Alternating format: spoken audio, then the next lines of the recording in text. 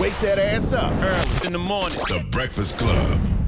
Morning, everybody. It's DJ MV, Angela Yee, Charlamagne the Guy. We are the Breakfast Club. We got a special guest in the building. Yes, indeed. Cyntoia Brown, welcome. Thank you. Good morning. Long. Cyntoia Brown-Long. First of all, how are you? And when I say how are you, I mean like how are you? How is your emotional spirit, your mental health? How are you? I'm good. I feel really blessed. Mm-hmm.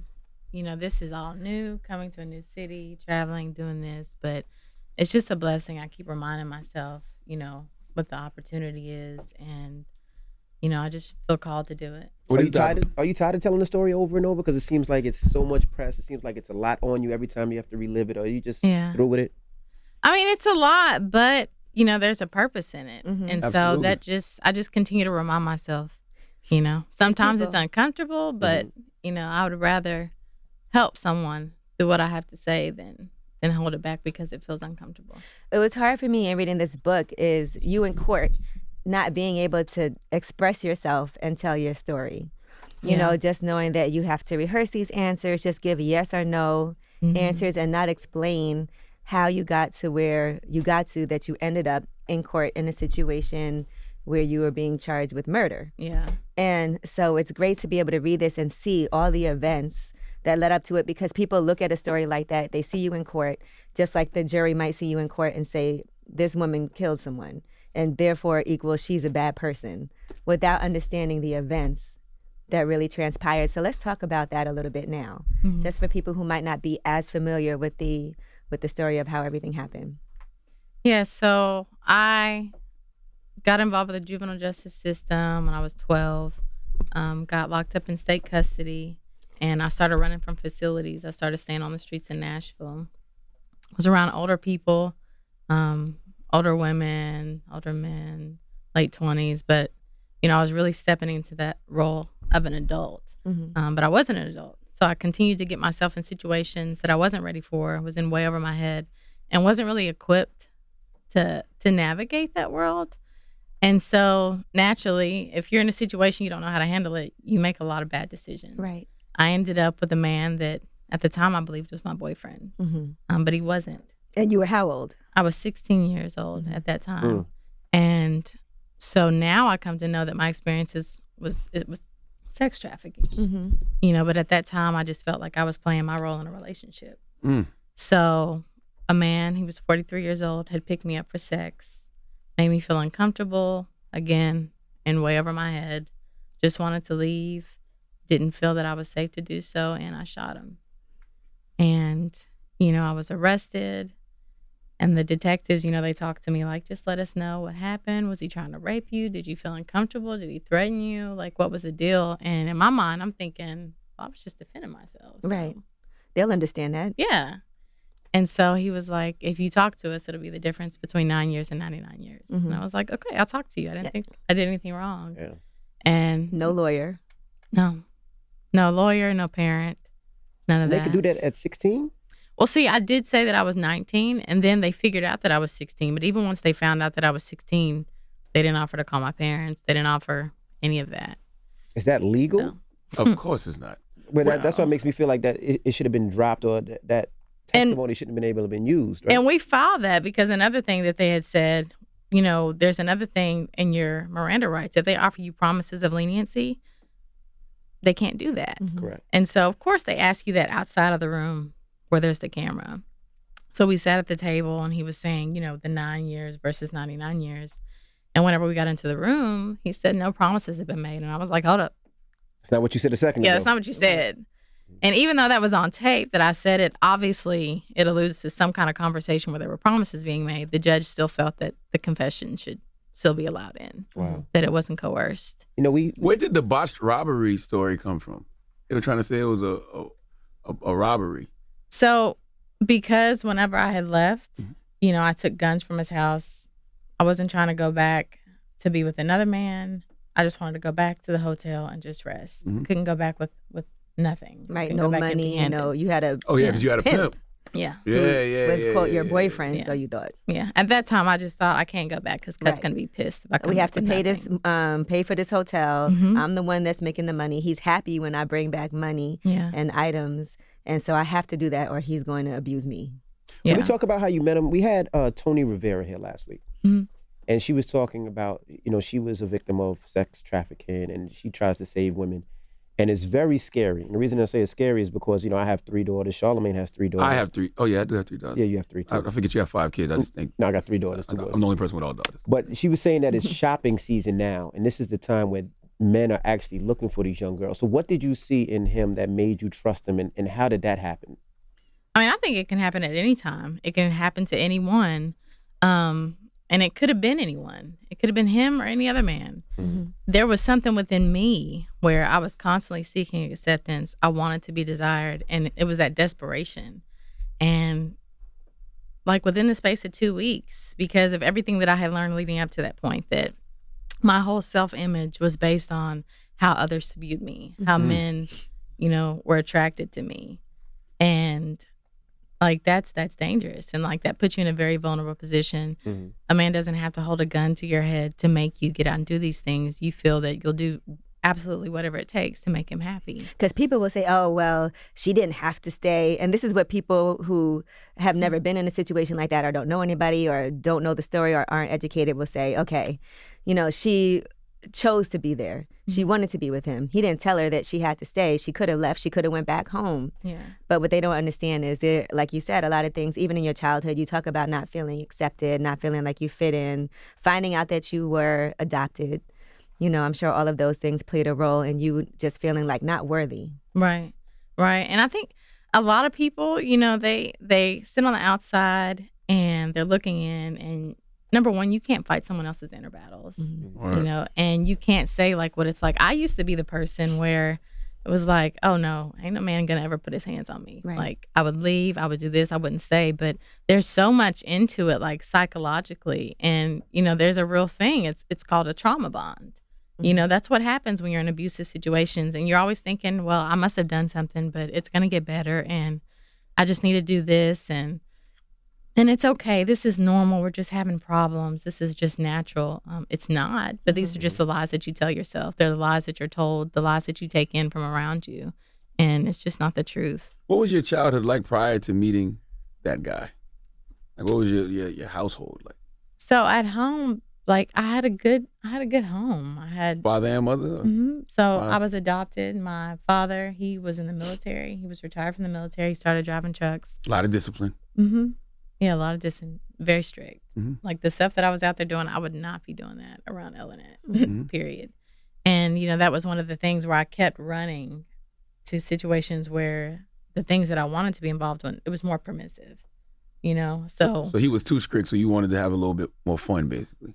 Right. My mother, like, well, that's how church she looked every at it. It was too strict, church every Sunday, every Wednesday. Every time I got in trouble, what's going on? Like trying to take me to counseling, and I wasn't with that. Very I wanted, intelligent, though. Yeah. You were in special program. Yeah, so I was in the program for academically superior students. Got kicked out because of my attitude. Went through that a lot in school. So that's one of the things I talked about too, like being outcast. A lot of times in school, they feel like it's just easier to remove you from the learning environment instead of trying to find out what is it that I can be doing to tailor this learning environment to you. Right. What is the special needs that you have? And obviously I had some behavioral issues. And instead of actually trying to figure that out, trying to work with my mother, who would come up to the school every time they called her up and think, well, what is it that I can be doing? Like, and they had no answers. Just take her home. She's suspended. Wow. Or we're going to send her to alternative school. So it was just easier for them to push me aside to get rid of me than actually invest the time trying to figure out what can we do to help you? Like, how can we help you to grow? Why do At you what think you point started acting out? You think it was because you knew you were adopted, or like what made you start acting out? Yeah, I think there was a seed that was planted whenever I found out. I wrote about in the book, how when I started school and, kids had asked, why are you not the same color as your parents? And like that there, it's like this lens was put on me. I kept seeing myself as different from other people. I didn't fit in. I was outcast. And, after a while, I stopped wanting to fit in. I stopped caring because I found other people where like they didn't care. Like they didn't care if you were perfect. They didn't care if you make good grades. They didn't care if you fit in. Like, do you want to smoke this blunt? Like that's Right. it. And Were I you was scared of your dad though? Weren't you scared of him if he was so militant? No, I I know for wasn't. myself, my dad was a cop, and I didn't do a lot of things because I was scared to go home. I'm like, nah, I ain't fucking with him. But when you find out that's not your biological father, you like, you ain't my daddy, no way. Well, I mean, no, he was my dad. Okay, And okay. it wasn't that. I mean, it was strict. I think everybody, like, they're kind of scared of getting a whooping if you know you've done something. I know sometimes I would try to play sleep and stuff when I knew. My parents will beat you into sleep. They don't matter. Yeah, no. They'll beat you while you're sleeping. Come Hey. on, get on up. So, but I mean, there was that normal element of it, but yeah. And they tried really hard, like They did. But I think, what would you say about how the police handled the situation afterward? Because it seems like once they found out that you were only 16 years old, right? And the situation that you had been in, being abused, knowing that there was a man that was a grown man that was contributing to this, you think police have to be trained differently when they have to deal with women who clearly are victims of sex trafficking? Yeah. What's interesting for me is that, they actually had cut. They questioned him. They had all his information. They interviewed him. And He told on you and told everything. And boy, I was defending him. Oh no, he didn't do that. You're lying. Of course, because that's what he told me. Like, if they ever tell you something like that, it's a lie. But yeah, so like they never arrested him, even after finding out, after, I testified at the transfer hearing about the truth, about everything that happened. They never arrested him. But I mean, it should have been enough the minute you found out I was 16 and you found me naked in the room with this man. Like, you threatened to shoot me because I was trying to get my clothes when you burst into the room. The police did? The cops. Jesus Christ. Yeah. So, like, why was that a problem? And then here he is 15 years later, the detective in my case, and he comes to the hearing saying she wasn't trafficked. She wanted to do what she was doing. And, like, that's the mindset that, like, we're up against. Right. Like, you don't understand. Like, there's no such thing as a teenage prostitute, period. That's a good point. Because I'm wondering, when you got caught up in the human trafficking ring, when did you realize you were being taken advantage of and what was happening was wrong? Or did you not realize that till you was in jail? I didn't realize that until I was well into my 20s, till I was an adult. And like all these things that we take in, that there are girls who are just hot in the ass. Oh, excuse me. Yeah, that's But cool. That's fine. they're just fast. And all these things that we take in as truths. And it's just, I mean, it's so detrimental. Like, that's what I thought of myself. I blamed myself. And I think in society, there's a lot of the victim blaming that goes on, and we take that in. And so I didn't think that I was a victim. I didn't think that I was exploited. I didn't think that I was taken advantage of. People were telling me this, and I was like, no, it wasn't that. You don't understand. Like, I knew what I was doing. If you would have got out, you might have went right back to cut. Yeah. Oh, yeah. If I would have got out immediately. I mean, there was times that I was, like, in the juvenile detention center. Calling him. Yes, calling him, crying for him, like desperate to get back out to him. When did you realize that you were going to have to sit in jail for a long time and you needed help? When did that finally come together? Be like, no, this is not some short term and Kurt doesn't have my back. When did that come to your mind? So I remember there was a woman that worked in the detention center. Her name was Fakisha. And, she sat down with me. They're still trying to talk to me, which I had talked to them about everything that happened, but they wanted me to testify about it in court. And I was like, I'm not doing that. No, I'm not doing that. I'm not talking about him like that.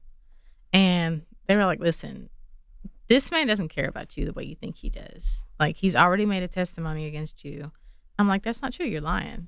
Like, they actually showed me the police report. You thought it was fake? Thought it was documented? Yeah, and I called him. I was like, let me call him. And of course he said, man, they're lying. They made that up. And I believed them. And it took for her to sit down and say, like, you're facing life.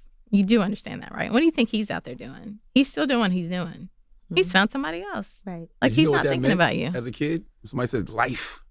I didn't think it was possible. Yeah. The people I was around, like, I was around older people, and it's always like, when it comes to like the cops, like, you always think, well, you just take it because they won't do anything to you because you're a kid. I'm like, that's what you're told. I'm thinking they can't do anything to me. I'm a juvenile. And it's not true. Like, I didn't even think it was possible for me to face life in prison. I think there's still kids out there now who may not know that it's possible. Yeah. And it's real. And so when I was like, wait a minute, what are you talking about life? I thought I was going to get 8 years. Right. Like, wait a minute. And so, like, it really made me think, like, I'm sitting here, like, sacrificing myself for this man and for what? So. And that was the change right then and there. Yeah.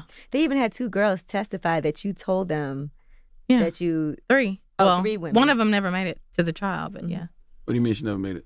I don't know. She just ran. So, like, they were in the county jail. They were in a cell next to me. And they had made statements to the police. What's interesting is the one that was also charged with first-degree murder, she had the same detective as I did. Mm-hmm. So when they called the police, it was 7 o'clock that next morning. I had just got into the cell next to them 11 o'clock that night. That was the first time that I was in a cell being tried as an adult. It was so real to me. All I did was cry and go to sleep. Like, I didn't talk to anybody. I don't want to make introductions. I'm not trying to have small talk. But they called the police that very next day and said they had information. And the things that they had, like, I didn't tell them that. Right. And so, like, I really believe, like, you know, there's a possibility they were fed that information. I just think it's too much of a coincidence. Mm-hmm. So yeah, and they testified about all these things. They all three had different reasons why I told them what I supposedly told them, but none of that was taken into consideration. Don't you feel like they should investigate corrupt cops like that? Because we've seen that happen so many times because it's hard for people to think that a cop is lying, right? Until I think of recently where we've seen so many instances where that's happened. And it's important to go back and look at these cops in prior cases that they had to deal with and see if there's a pattern of them abusing their power and making things up, you know, getting people to say that they heard something in exchange for a lighter sentence. You know, is that something that you even think about now, or are you just I think it needs to be looked into. Like, what's going on with the culture and, like, you know, these police stations with these departments, like, what's going on with the leaders? Like, what are they putting out there to make these officers think it's okay if I do this? Like, this is cool. This is just part of the job. And yeah, I can lie and say I'm going to do this to her. Like, somebody's training them to do these things. Right. Like, somebody's teaching them that this is okay. And they're getting away with it. Yeah. You know, as a father, I'm so intrigued by the childhood you before this situation happened. So what do you think the childhood you needed not to fall victim to a guy like her? I think that everybody thinks, like, they always point the finger at the parents. And, you know, I'm not a parent, but I'm sure that you would know, like, there's only so much that you have control over. You can have control over when they're in your home, but when they're not at your home, when they're at school, when they're with their friends, you don't know what they're learning. You don't know what they're going through. You don't know what's happening. Don't with them remind like me. that. My anxiety will start kicking sorry. in. I'll start breathing crazy. But I can feel you. But, you know, so there's all types of things that we're taking in. And, you know, there are steps that could have been taken with me at the school. I think the school could have stepped up a lot. What, when you started, like, getting in trouble in school? Like, what do you mean? Yeah. Like, obviously that's telling you something's going on. Yeah. Like, nobody really talked to me. And so they Like, just where's the kind of counselors? Yeah. Like, guidance counselors, like, what are you here for? They had you sit behind a screen Oh, yeah. in the back of the classroom so that you were separated from the rest of the class. Imagine what that does mentally to a child to make you feel like, I'm just going to sit here, crochet. I don't even have to pay attention. Yeah. I don't matter. Yeah. Either And that or even- you was bad, and they wanted to make sure you was nowhere near the other kids. But that was their way of doing it. Well, that's what they say. Yeah. But the truth of the matter is, why is she looking for or seeking this type of attention? What's going on for you that's making you react this way? When you started running the streets, what were your parents doing? Like, were they, like, active and trying to get you out of the streets? Like, I mean, like, I mean, there's let me tell you something. Like, when you run from DCS and things like that, they don't look for you. Like, when you file these runaway points, nobody was looking for me when my mother was. Yeah, I doubt it. Yeah, they weren't looking for me. They got other crime to handle, as they probably would say, right? And so, like, I would call my mother from time to time. I would block them, and she would beg me. Like, you know, it still breaks my heart. Like, when I can hear her, like, in my head, like, begging me to come home. You know, it was just a couple weeks before I got arrested. I was talking to her, and she was like, Toya, just come home. And I didn't. So, I mean, like, there's only so much that she could do, you know? Yeah. What about your dad? You know, because the thing is, all fathers be like, well, you know, everybody talks tough. If that was my daughter, I would do this. You know, but it was nothing he could possibly do because he didn't know where you were, right? Right. Do you think you were traumatized before you went to jail? Yeah, but, like, I wasn't really, like, processing what was going on because everything was just back to back to back to back. So you kind of just hold that in, you hold that in, you hold that in. And I really never even had the time to unpack it. And so I was kind of just reacting on it. So a lot of the actions, even that night, were based on things that I had been taking in, a lot of the trauma that was just lying beneath the surface. And, you know, they presented themselves as me expecting men to act violent towards me being in this survival mode. And, you know, I didn't have time to to deal with the trauma. I didn't have time to process what was happening. And, that took place, of course, when I was in the cell, and it was How rough. though? Because prison adds more trauma to the trauma you already had before you got there. So how do you dig deep to deal with that? I was in solitary confinement. Oh my God. For how long? For 2 years. What? Yeah. The fuck? Yeah. So have you dealt with it at all? Oh, yeah. Okay. So when I first got incarcerated, I was in solitary confinement. Obviously, you're just there with yourself. And, that was rough.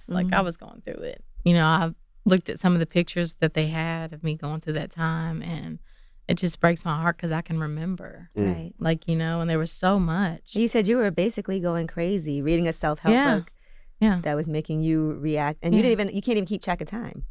Yeah, so during that time, what did you do at all, to release stress or to keep yourself sane?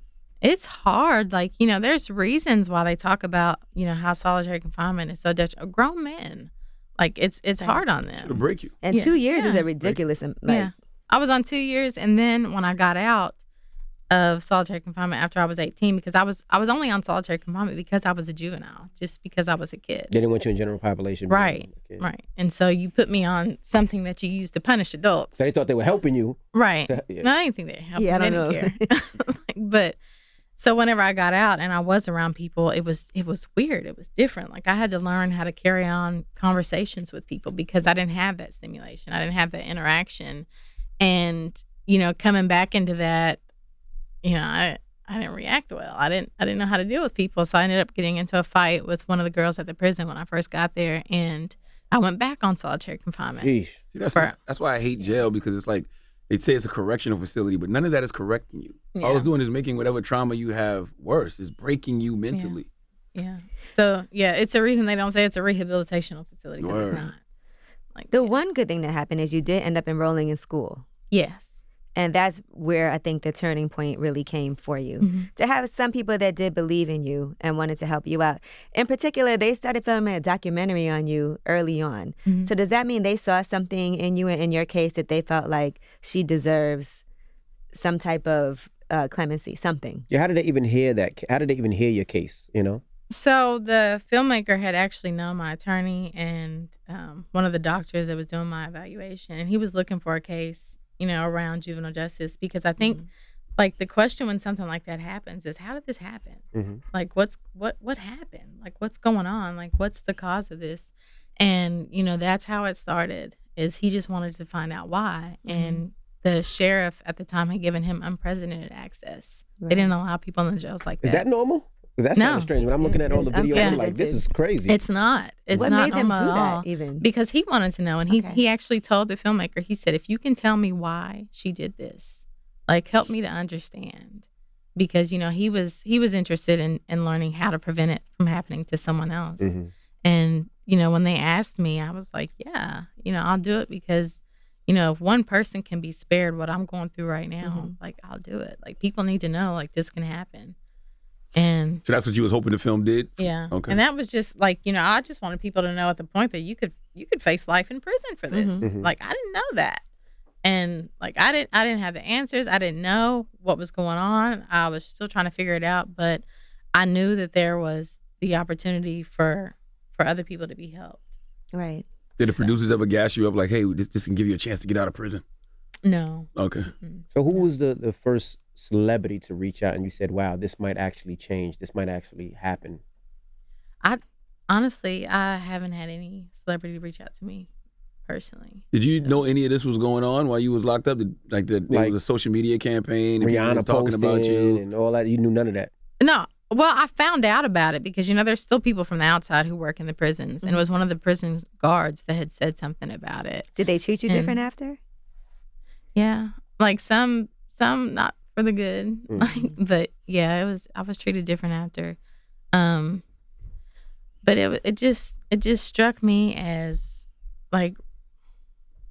it was just amazing. Not because of the celebrity element. Okay, that's something, but they're just people. Right. It was just all the people across the world who were speaking, people from all different walks of life. Mm-hmm. You had 40-year-old soccer moms, right. You had kids, you had doctors, you had people from all walks of the world who were coming together saying, I don't know what to do, but I don't think this is right, and I want to do something. Right. And to finally hear your story. Yeah. You know, it's interesting. Social media had more of an impact than the documentary did. Because I remember when it first started happening on social media, people was thinking it was a new case. And I'm like, nah, this happened in like 2006. There's a whole doc about it. Yeah. Yeah. Well, I think that is, I think the biggest impact, the biggest influence was God. And Of course, yeah, always. whenever God's Absolutely. ready for things to be brought to the surface, like that's when it happened. Absolutely. And it was- so I think it was all in his timing. And it was hard for you to believe in God at first. Oh yeah, yeah. So I had always, been raised in the church. I had always, believed that there was a God, but like I believed in religion. Mhm. Like I believed if you do this, you go to church, you pray, these things will happen. And it wasn't until I discovered how to have a relationship with Jesus. It wasn't until I started learning more about him. You hear so much and it just kind of turns you off. But when you learn, like, when you actually can open the book and learn for yourself, like, wait a minute, like, Jesus didn't say that I'm not worthy because of what I've done. Mhm. That's not what he's saying at all. And, that's more of the things, the lies that you hear that you take in as fact without even really evaluating it. So, like, once I learned about him, once I started to have a relationship with him, once I started to get in his face, like, that's when things started turning around. Did you feel like God let you down initially? When you At first, yeah. I felt like, I'm praying to somebody, like I'm begging, like I've done everything. I even had a little mustard seed, because they Faithful say if you have mustard the, seed. I would Right. squeeze that little seed when I prayed. And I was like, man, if I pray hard enough, I pray every single day, I know he's going to hear it. He's going to get this one, Where the hell you And get a mustard seed at in prison? one of the volunteers brought it into me. Oh. Okay. Yeah. So, and it just wasn't like, it wasn't happening the way I thought it should happen. I thought, okay, I'm not going to get transferred because I'm praying not to be transferred. I'm not going to get life in prison when I go to trial because I'm praying not to get life in prison. And so when that happened, it's like, wait a minute, what is going on? And it would take years for me to see, like after everything like really blown up and, talking with my husband. And it was like, wait a minute, like he's been doing this whole time. Like his timing wasn't my time and his will is not my will. It's the way that he wanted to have it done. Word. And the way that he's done it is a way where it's not just good for Cyntoia. Like he's not just freeing Cyntoia. Other people can get freedom through this. Other people can see like that he is bigger. Bigger purpose. Yeah, he is bigger than any sentence. He's bigger than any judge, any jury. And, that's the same thing my husband said in the very first letter that he wrote me. And it was amazing. Well, how It did let you me meet see your how husband? really he was. How did y'all meet? What's So- that story? So my husband, Look at you Jamie, blushing. That's good. That's good. he does that to me. There you go.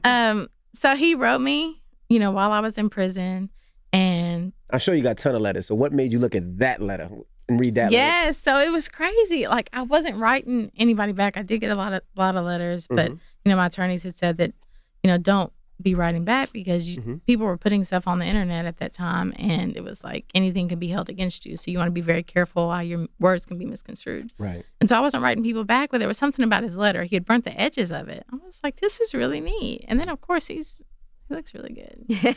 So, I wrote him back, and I remember just feeling like just amazed at like this man. You got to think about the men that I had known before. And his goodness, it just really came through. Like he was just a good man. He was just a good person. He was so easy to talk to. And by him telling me a lot of the experiences that he had, things that he had come from, he grew up very, very small town, very poor town, a lot of crime, and he rose above that. He started his own record label, independent artist, became successful by the time he was 24, coming from nothing.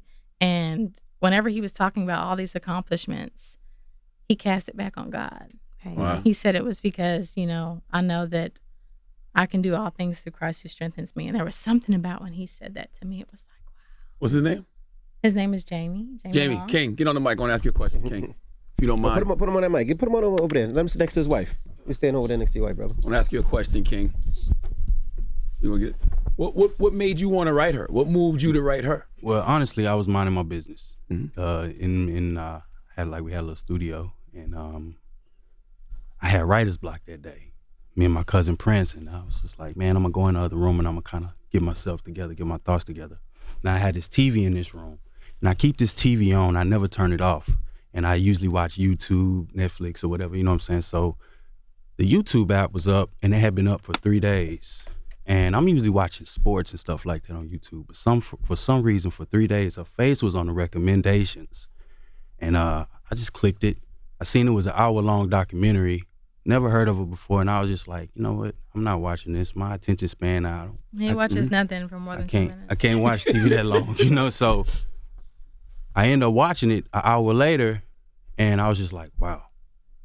As I'm walking out the room, I felt God tell me, stop and write her. Wow. And stop and write her. I'm like, and say what? Now, you know anything about me, I take advice from my mother. I don't talk to strangers. So, you know, I wasn't finna do that. I mean, I'm just a real low-key dude, man. So I said, all right, I'm a writer. I didn't know what to say. And I prayed about it. And what I wrote in the letter, I told her, basically, I said, God told me to tell you that you're getting out of prison. And tell me about what you wrote at the bottom. I put the hashtag Free Cyntoia Brown 2017 before there was in a hashtag. January. That hashtag didn't happen till November. Wow. Yeah. I sent it. I wasn't looking for a reply back. It was what it was. And we started writing. I want to say we were writing for 4 months, and then I went to go visit her. When I walked in to see her, I knew right then she was my wife. Wow. I didn't say nothing, but I knew. And I was just like, I was really struggling as we were visiting, because I was like, okay, God, if she's my wife, why is she sitting in this prison? And what gets mixed and screwed a lot on the internet is that people think that we met, you know, right when she got out. Right. Dude, we almost 3 years in with this thing. Yeah. I bought my wife's wedding ring 2 years ago. When she was still in prison. And we didn't know if she was getting out. I met him when all my appeals were denied. Like my last appeal, the habeas appeal, like it had been denied, and they told me I couldn't appeal it because in federal court you actually have to get permission to appeal. And they had denied that. And so my appeals were done, and there was clemency, but less than 1% of applications for clemency in the state of Tennessee actually even get looked at by the parole board for consideration. And then they don't pass most of the ones that they look at. They just shut it down. And so I felt like my chances were slim to none at that time. And, you know, he just kept encouraging me. And I remember one time I just lost it. I just broke down on the phone. You know, we would spend like hours on the phone. Like he spent so much money on global telling. 12,000 to be exact. What made you trust him? You know, he had just, like, there's just something about him. Number one, I had got rid of my trust issues, like with men. I had to decide a long time ago I wasn't going to continue to allow Cut to run my life from the grave. Like, it just wasn't happening. Just because he was, you know, who he was, and just because certain men had done me the way they had. That's and forget that. What made me trust you? So I'm out. I'm free. I'm living life. You feel me? Like straight up. Like I'm good. But that's how I know it was God. You feel me? You feel me? She was locked up. You could have You been feel out me? here Well, connecting with any woman. Well, that's the thing, bro. Like I was married before. Yeah. And I married the wrong woman. Yeah. I had the right intentions, but I married the wrong woman. And I wasn't doing that no more, man. You know what I'm saying? Like, look, I'm young. I was like, I'm just gonna live my life. You know, I can do anything I want to do. I can go I'm successful. I got a whole business running. You know what I'm saying? Like, I'm not doing this married thing no more. But it's just like Especially for a woman in prison. But see, that's the thing though. This is why you got to know there's power in the tongue. Thank you, baby. That's real love right there. You see that? There's power in the tongue, my brother. And it's like my wife. When people read a book, you're gonna see she made a covenant with God when she said, God, if you let me out this prison, I'll tell the world about you. He said, okay. He answered the prayer, but it was 15 years later. You see what I'm saying? Don't matter. He always comes on time. He's on time. Yeah, And I said the same thing. I said, Lord, you know what? I'm sick and tired of running around out here. Before I knew I'm sick and tired of running, I want to settle down. I mean, I've had fancy cars. I've had houses. I've had all that stuff, and it doesn't satisfy me. You know what I'm saying? I want to settle down. I want to start a family, and I want to really live for you and please you. He said, all right, I'm going to hold you to that. Oof. So you got to understand, man, I got in a situation. I always tell people, man, sometimes the counterfeit comes before the real thing. And we fall for the counterfeit sometimes. But this time I got it right, and I know I got it right. This is my best friend. And our courtship, through the way we had to communicate is is unique in itself. It's a story in itself. What's the community? What was that? I mean, just dealing with. Let me tell you something. From the phones come on at 6 o'clock in the morning to 9 o'clock at night. Now I love my wife. From 6 in the morning, from 6 in the morning, 9 at night, the phones go off, and I gotta wait till 6 in the morning to hear from her again. I don't know what's going on in that prison. Wow. I don't know how they treating her in that prison. Wow. Because when I would go visit her, I know how they treated me. Oh, and sometimes the phones would get cut off. The phones get cut off. I don't hear from her for days. So how did they treat you when you went in there to visit? Oh man, they treat you like, brother. I mean, one time I went to see her the first time. After I went to see her the first time, it was easy breezy, and then I came back to surprise her on my birthday. And when I got there, I was met by probably like 20 cops, something like that. And I was like, okay, this is unusual. They were doing a shakedown. I knew nothing about them. You know what I'm saying? I'm like, okay, this is unusual. Next thing I know, I mean, they got me in a cage, running a dog around me. They say, we found weed in your car. I'm like, no, you didn't. Because I don't smoke, I don't drink, I don't get down like that. And they were like, well, you ain't gonna be able to see her again. And I'm like, well, what's up with that? And they said, well, maybe we'll let you come back in a year.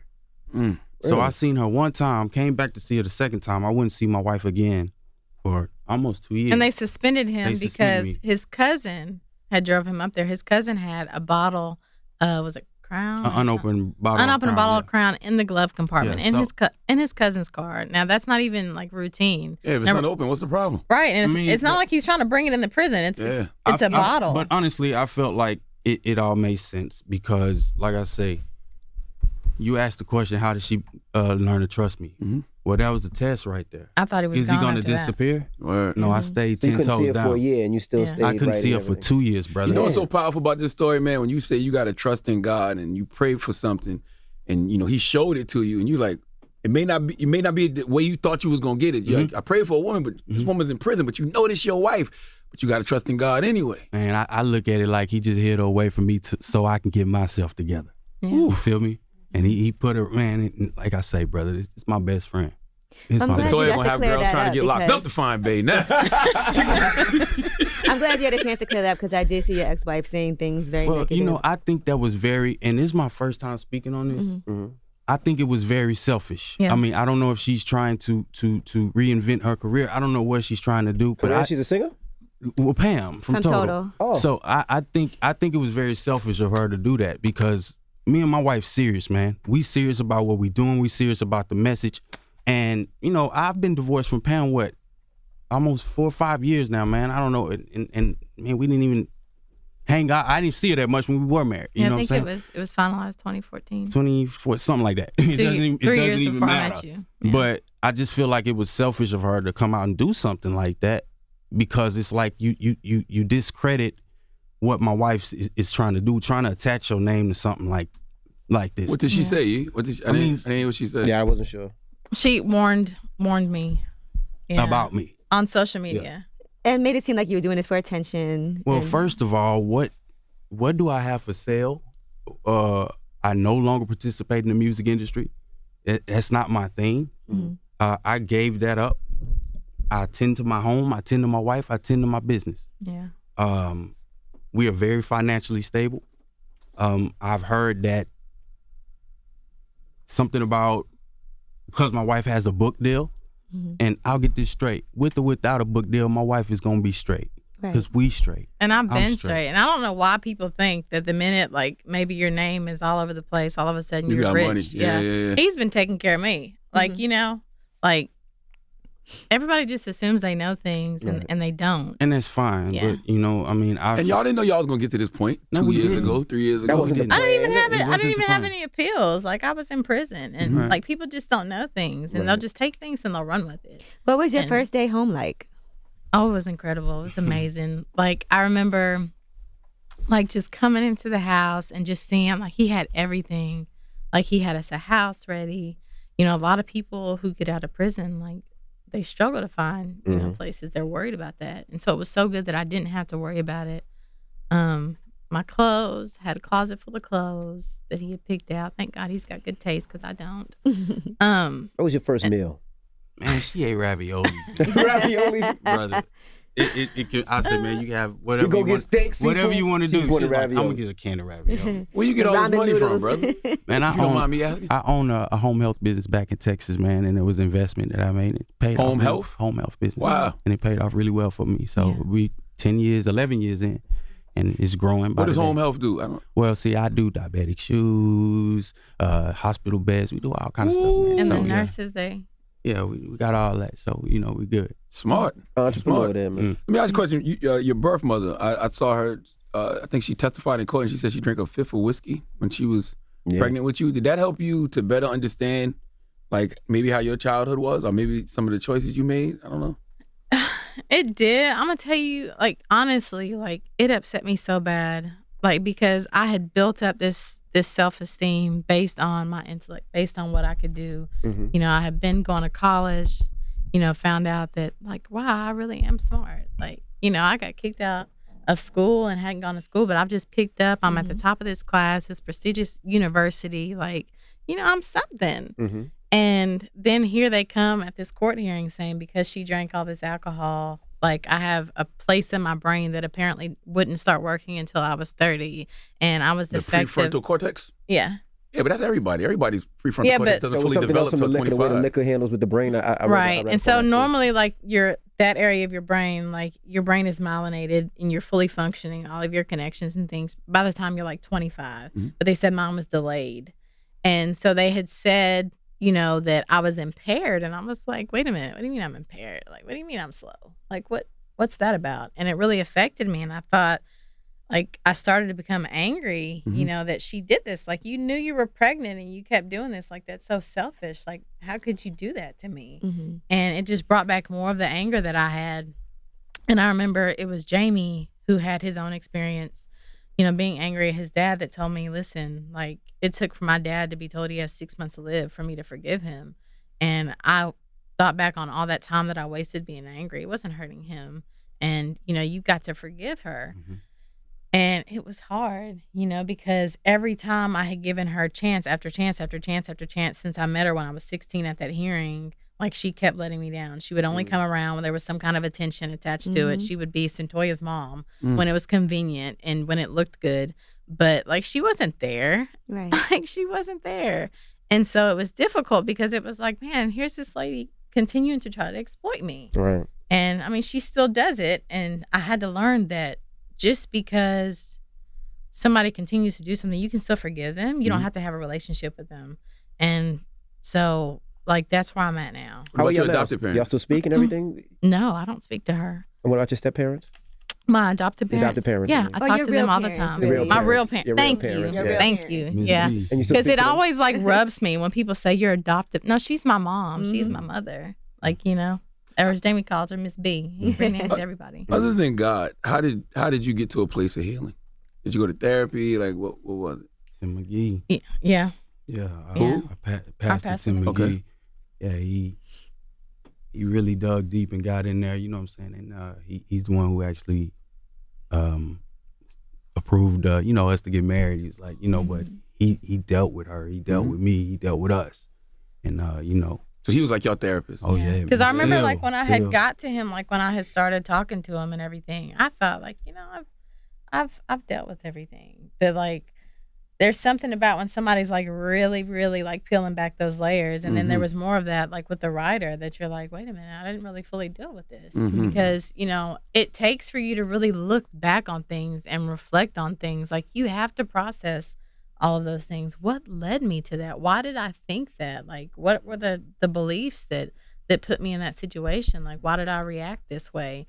And so really just unpacking all of that. And, like, there were things, like I told you, like, I didn't even realize that I had internalized that lie that, you know, I was just promiscuous, that I was just loose. Like, I had You were being internalized. manipulated. Right. Yeah. And so I had internalized that until my late 20s. You were being assaulted. Thank you. Pretty much, yeah. And so, like, it took all that time for me to just be like, wow, like, this is yet another lie I've been believing. And, like, this is why I think this way, and this is why I react this way. And, like, sometimes, like, you blow up for some reason, you get angry at somebody, and it, like, reveals something else. You have to stop and take the time. Why did I react that way? What is it that I'm carrying with me? How did that impact you when you're trying to deal with the fact that you killed Cut? I didn't kill Cut. She didn't kill Cut. Oh, Yeah. Cut you was the didn't. pimp. No. Not the pimp. Whoever the real guy, estate the guy agent. that got killed. I don't want to say whatever. Somebody the guy. killed Cut. I didn't do it. Yeah. Right. It really like messed with me for a long time because I'm looking in the court. I know like what I felt that night, and on the statute on self-defense, it's based on what you feel. Mhm. But you have everybody who's telling you this is not the truth. This is not what happened. And it's like, no, I know what I felt. I know what I felt. And so like I'm constantly going through like, okay, well he did this and he was showing me this gun. What did he mean when he did that? And so I spent so much time, years, thinking about it. Thinking, what could And I then- have done differently? Yeah. First of all, And- nature is self-preservation. Yeah. So you Yeah. felt like you was in danger, you Yeah. defended yourself. And so like just going over that, like back and forth, when you're having people telling you like, your truth is not your truth. It's like, but wait a minute, I know I'm not crazy. I know what I felt. And so like, yeah, that took a long time too, to really just unpack that. And just, at the end of the day, it's what I felt. It's Mhm. what I believe to be true. Did you ever speak to the family at all? I haven't spoken to them. I know, there were court hearings that they had showed up on. Mm-hmm. But I haven't spoken. I saw you say you would. What would you Yeah. say to them? I don't know. I guess it just depends on like what they would ask. If they felt that would be helpful to them, they didn't do anything. They didn't do anything.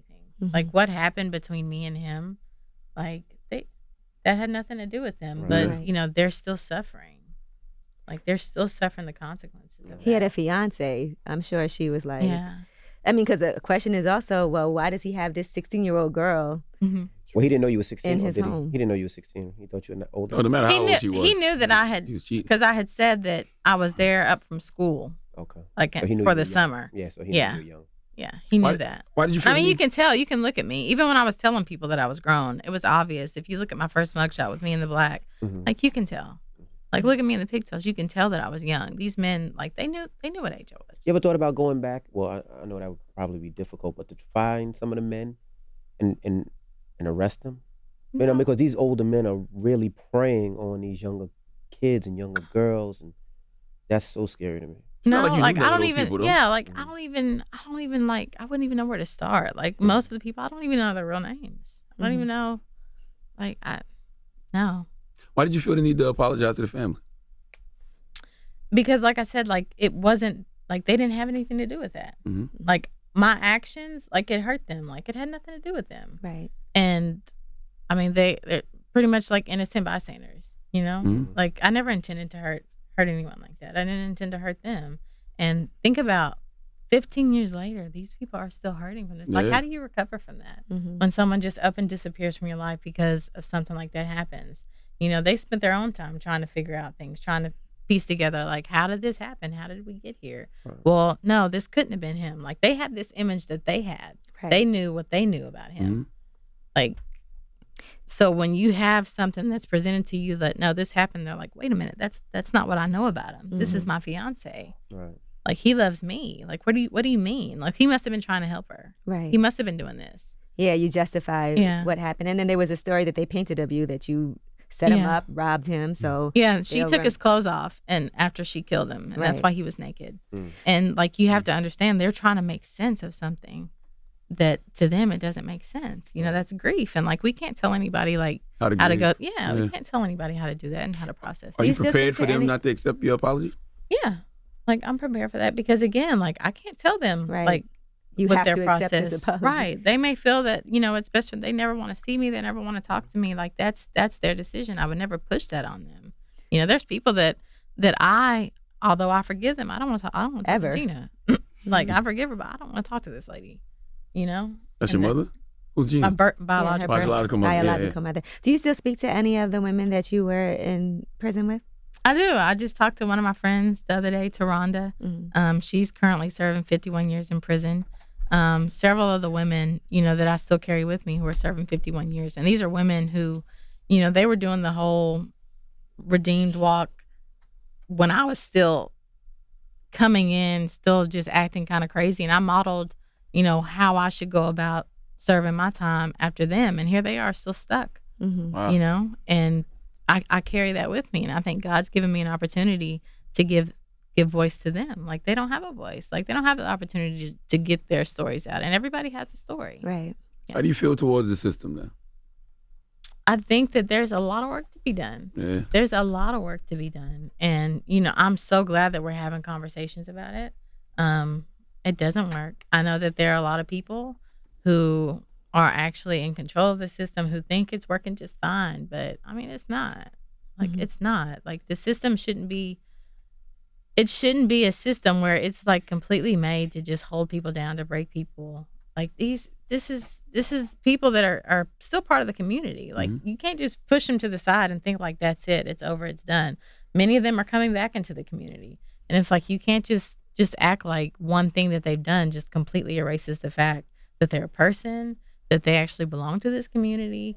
You just can't do that. Right. And the education system as well. Oh, yeah. You can't just label kids a problem student and then just put them in a different school or in the back of the classroom behind the screen. Yeah, just hide them. You just hide the problem. And I think we do that a lot in this country. We like to hide problems. And I love the fact that now, one of the good things about social media is things come to light. People are talking about it. I love that. It's some bullshit. There's a lot of bullshit out there too. Yeah. But some good though, a lot of good. But that's the thing that I love. Now people talk about it.